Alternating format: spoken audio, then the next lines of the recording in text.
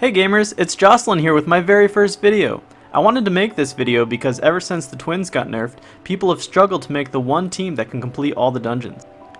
The patch restructured the dungeons so that they only had 4 levels, making Galleon inefficient because he uses his time to loot on odd-numbered stages, and the boss and mini-boss are now on even-numbered stages. With that in mind, the only options were to either find a replacement for Galleon or come up with an entirely new team. After much trial and error, I concluded that replacing Galleon with Helia in the standard team is the best option.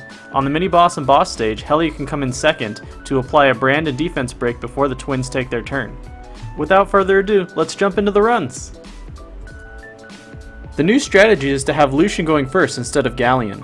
For this to work, you need Lucian's skill 3 to do at least 6,031 damage without attack buff, and have at least 85% crit rate. As Helia moves second on the mini-boss and boss stage, her only real job is to make sure that the defense break lands before the twins take a turn. Getting her brand as well is a bonus.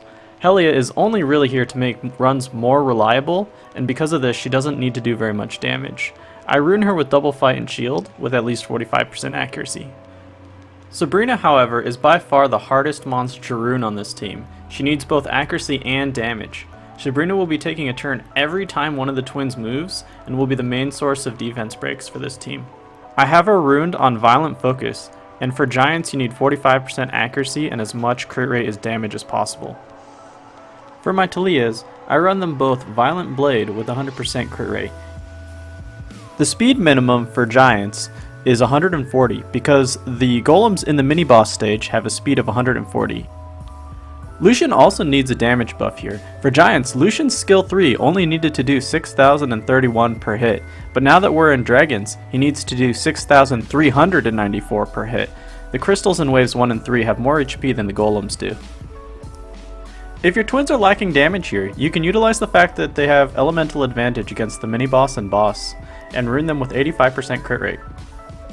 It's also important to note that in Dragons, the accuracy minimum has increased from 45% accuracy to 55% accuracy, and this is one of the reasons why I chose to give Sabrina a focus set.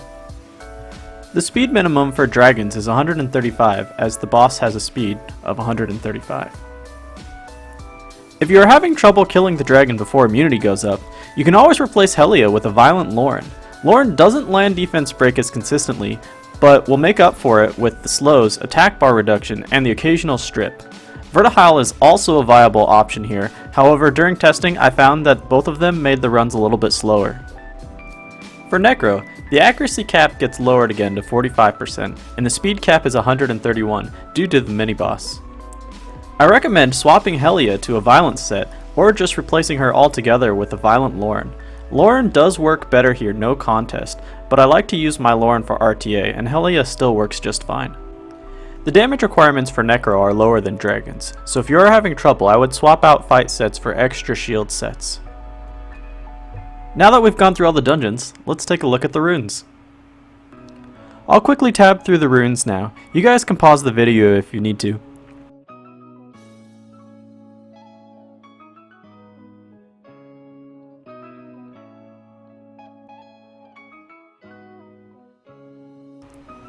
Hey gamers, what do you think of the team showcase? Do you have a better team in mind? Let me know in the comments down below.